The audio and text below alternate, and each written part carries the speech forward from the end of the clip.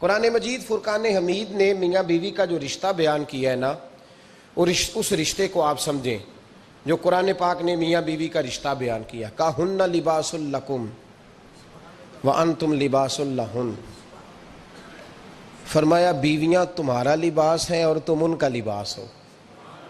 وہ تمہارا لباس ہے اور تم، اللہ اکبر، کیسا خوبصورت لفظ قرآن پاک نے، ہن لباس لکم وانتم لباس لہن، فرمایا وہ تمہارا لباس ہے اور تم، سمجھ آ رہی ہے نا جی بات کی، وہ تمہارا لباس ہے اور تم ان کا لباس ہو۔ تین خوبیاں تو ہر لباس میں ہوتی ہیں، تین چیزوں کے لیے لباس پہنا جاتا ہے۔ تین چیزیں، تین قسم کی آسائشیں لباس میں پائی جاتی ہیں، اس پر تو تمام مفسرین کا اتفاق ہے۔ سب سے پہلی چیز، لباس جو ہوتا ہے وہ بندے کو گرمی اور سردی سے بچاتا ہے۔ سخت سردی میں لباس لے لیں تو بندہ سردی سے بچ جاتا ہے۔ اس کا مطلب یہ ہوا کہ میاں بیوی ایک دوسرے کا لباس ہیں۔ اگر بیوی کی طرف کوئی تکلیف آتی ہے تو میاں اس کو بچاتا ہے، اور اگر میاں کی طرف کوئی تکلیف آتی ہے تو عورت اس کو بچاتی ہے۔ میاں بیوی ایک دوسرے کا لباس ہے۔ لباس کیا کرتا ہے؟ لباس آدمی کے عیب چھپاتا ہے، اس کے وجود پر کتنے دھبے ہیں، کتنے نشان ہیں، وہ سارے چھپا لیتا ہے لباس۔ میاں بیوی ایک دوسرے کے عیب چھپانے والے ہوتے ہیں، عیب بتانے والے، رونا رونے والے نہیں ہوتے کہ بی بی جب بھی میکے گئی اس نے جا کے رونا شروع کر دیا، اتنی میں تانگو دوسرا ہے ہی کوئی نہیں۔ اور خامد صاحب جب بھی ملے انہوں نے ایک ہی راگ الاپنا شروع کر دیا کہ میری کیا بات تھی، مجھے مل کیا گیا ہے، میں کیا تھا، میرے ساتھ ہوا کیا ہے۔ تو لباس ہیں، ایک دوسرے کا عیب چھپائیں گے، بولیے ایک دوسرے کا عیب چھپائیں گے، ایک دوسرے کی غلطیوں کی پردہ پوشی کریں گے۔ اور تیسرا، لباس کا کیا مقصد ہوتا ہے؟ لباس شخصیت کا آئینہ دار ہوتا ہے۔ لباس آدمی کی اچھی اور خوبصورت طبیعت کا حصہ ہوتا ہے۔ جو لباس ہوتا ہے وہ انسان کو زینت بخشتا ہے، خوبصورت کر دیتا ہے۔ داڑھی والا آدمی ننگے سر پھرے تو خوبصورت نہیں لگتا، ٹوپی پہن لے تو بڑا پیارا لگتا ہے، ٹوپی پہنے تو بڑا، اور اگر امامہ باندھ لے تو نور نالا نور ہونا شروع ہو جاتا ہے۔ اللہ کرے آپ خوش ہو جائیں، آمین تو کہہ دیں، اور اللہ کرے فجر کی نماز آپ امامہ باندھ کے پڑھ لیں، آمین تو کہیں۔ چلو کونی جنہ دی داڑھی نہیں انہوں نے رکھنی چاہیے دیئے، جنہ دی نہیں ہونا نو موضوع نہیں تھا، پر ہماری بھی مجبوری ہے، داڑھی آئی جاتی ہے ہر موضوع میں شامل ہو جاتی، رکھنی چاہیے۔ سب یاد رکھیں، لباس آدمی کو زینت دیتا ہے۔ قرآن مجید کے لفظوں پہ غور کرو، اگر تو شادی کے بعد بیوی کے آنے کی وجہ سے خامد کو سکون نہیں ملا تو اس کا مطلب ہے اس نے گھر کو زینت نہیں دی، اور اگر شادی کے بعد اس بچی کو تحفظ نہیں ملا، اس کو اپنے گھر کے اندر سکون نہیں ملا، تو اس کا مطلب ہے خاوند نے اسے زینت، اس لباس نے زینت نہیں دی۔ میاں بیوی ایک دوسرے کا لباس ہے۔ اس مقدس رشتے کو اسلام نے باندھا، اور لباس کہہ کے باندھا۔ میرے رسول کریم علیہ السلام نے پہلے تو خارجی لوگوں کو منع کیا ہے۔ میری ذاتی رائے یہ ہے کہ میاں بیوی کی ذاتی لڑائی کوئی بھی نہیں ہوتی، ذاتی لڑائی، میری باتوں کی سمجھ تو آ رہی ہے نا آپ دوستوں؟ کوئی نہیں آ رہی؟ اللہ جزا دے آپ۔ میاں بیوی کی ذاتی لڑائی کوئی نہیں ہوتی۔ ہوتا پتہ کیا ہے؟ لڑکے سے پوچھیں کہ بتائیں جناب کیا حال ہے، تو کہتے ہیں بیوی میری صحیح ہے، اس کے گھر والے نہیں صحیح۔ سنا ہے آپ نے بھی کبھی یہ لفظ؟ تو اسی طریقے سے اگر لڑکی سے پوچھیں کہ تیرا کیا حال ہے، تو کہتی ہے خاوند تو میرا دھیان رکھتا ہے، اس کی اماں نہیں خیال رکھنے دیتی۔ تو لڑائی جو ہوتی ہے وہ تیسرے آدمی کی وجہ سے ہوتی ہے۔ تیری اماں آئی تھی تو اس طرح کہہ گئی، تو تیرا بھائی آ گیا تھا تو وہ یہ کہہ گیا، تیسرے فرد کی وجہ سے۔ میرے نبی کریم علیہ السلام نے تیسرے بندے کو سمجھایا ہے، تیسرے فرد کو حضور نے سمجھایا ہے۔ نبی پاک علیہ السلام نے فرمایا خبردار، ماں، بھائی، بیٹا، باپ سارے لحاظ کریں، بسنے دیں میاں بیوی کو۔ اگر شادی کر دیا تو ان کو سکون سے رہنے دو۔ تم دو جملے کہہ کے چلے گئے، کوئی عیب نکال کے جو چھپا ہوا تھا خاوند کی نظر میں وہ نکال کے بتا دیا کہ تیری بیوی یہ کام بھی کرتی ہے، اب تم تو ہٹ گئے وہ بات کہہ کے، اب انہوں نے اکٹھے رہنا ہے، ان کی زندگی مصیبت کا شکار ہو گئی۔ آزمائش میں آ گئے وہ دونوں، ساری زندگی کڑتے رہے، ایک عیب نکال کے لڑکی کے گھر والے لڑکے کا اسے بتا کے چلے گئے تیرے خامد میں یہ عیب پایا جاتا ہے، وہ ساری زندگی کڑتے رہیں گے، تکلیف میں رہیں گے، انہوں نے تو اکٹھے رہنا ہے۔ بتانے والا چلا گیا، میرے رسول کریم صلی اللہ علیہ وسلم فرماتے ہیں لعنتی ہے وہ شخص، لعنتی ہے وہ شخص۔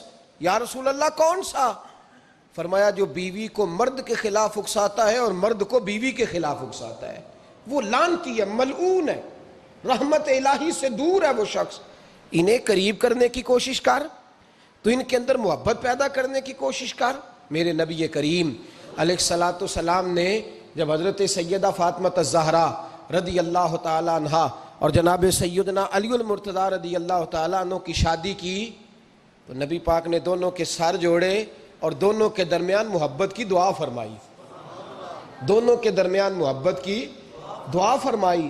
اور نبی پاک صلی اللہ علیہ وسلم حضرت فاطمہ کے سامنے جناب علی کے فضائل بیان فرماتے، اور جناب علی آتے تو نبی پاک فرماتے فاطمہ تو میرے وجود کا حصہ ہے، وہ تو میرے جگر کا ٹکڑا ہے۔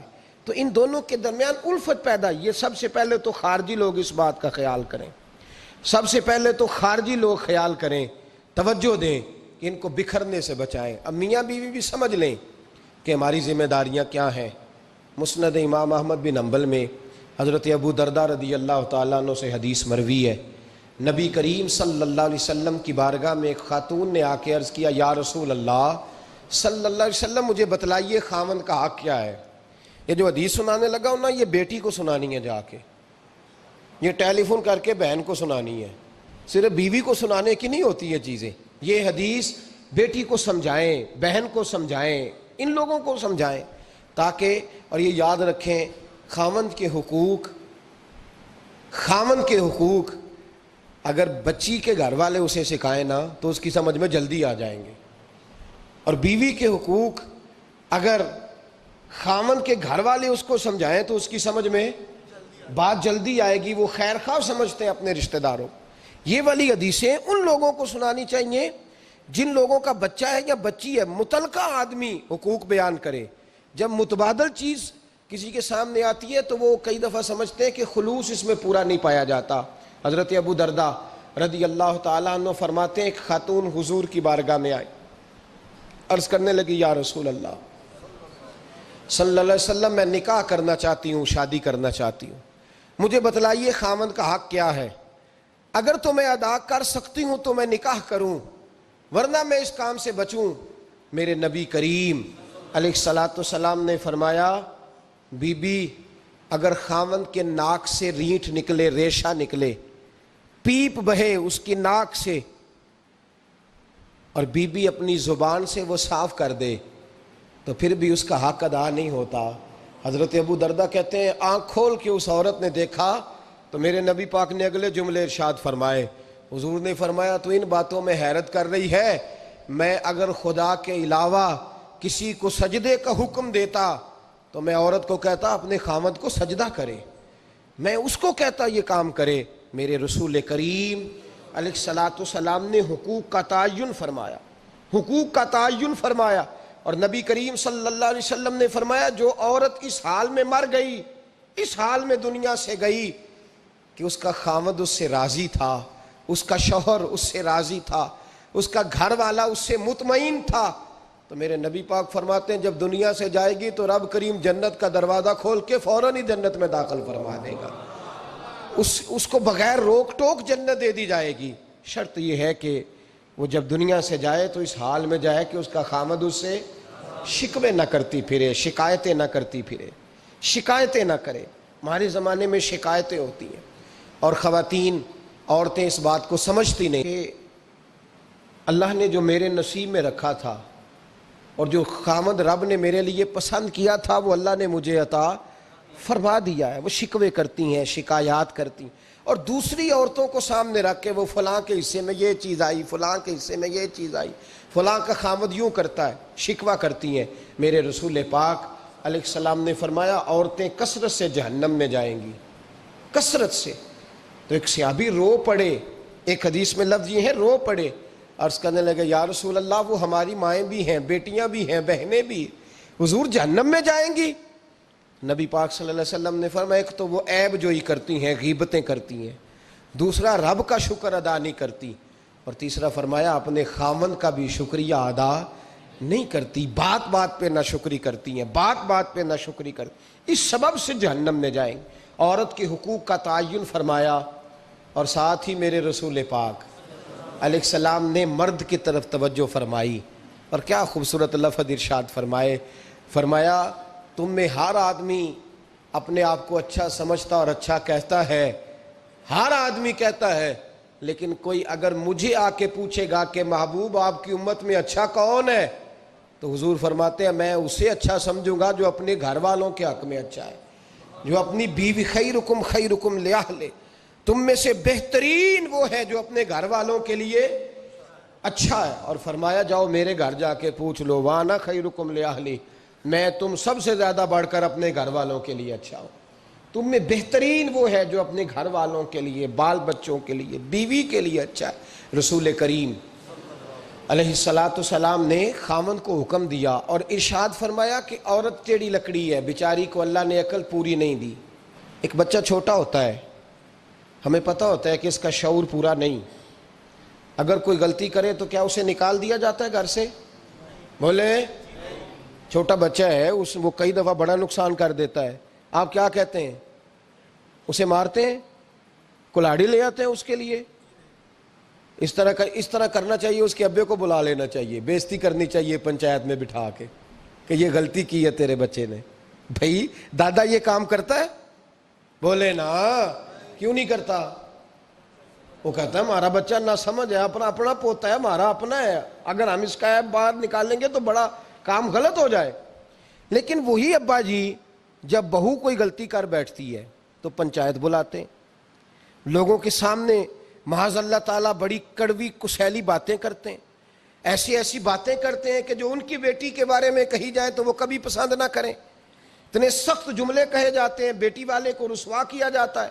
میرے نبی کریم علیہ السلام نے فرمایا یہ ٹیڑھی لکڑی ہے، بیچاری کو اللہ تبارک و تعالیٰ نے اپنی حکمت کے تحت عقل آدی عطا فرمائی ہے، تم اگر چاہو گے سیدھی کرنا تو یہ ٹوٹ جائے گی، سیدھی نہیں ہوگی۔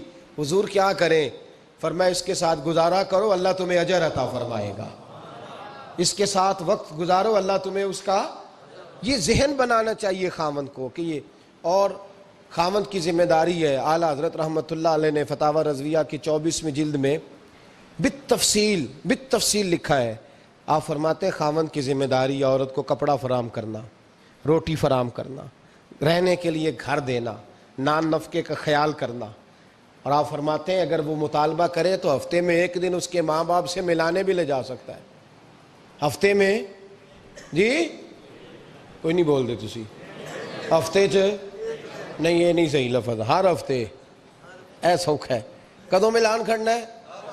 پاویں نہ بولو، گل جڑی سچی ہو تے سچی ہے، ملان کدوں لے جانا ہے؟ اچھا اپنی اماں نو روز ملدا ہے سویرے شام، تے وہ کہندی مینوں بھی اماں نو ملا لیا، تے کہندا روز نہیں جائیدا، تو تم ہی نہ ملا اپنی اماں نو روز بھائی۔ لیکن ہاں اعلیٰ حضرت فرماتے ہیں ہفتے میں ایک دفعہ ماں باپ سے، بولے، بیٹی کا پیار ماں باپ سے زیادہ ہوتا ہے کہ بیٹے کا؟ لو تو سارے نو پتہ ہے، یعنی تسی گھٹ کر دے ہو نا، تاں بیٹی دا نام لیا جے، صحیح بات کر رہا ہوں؟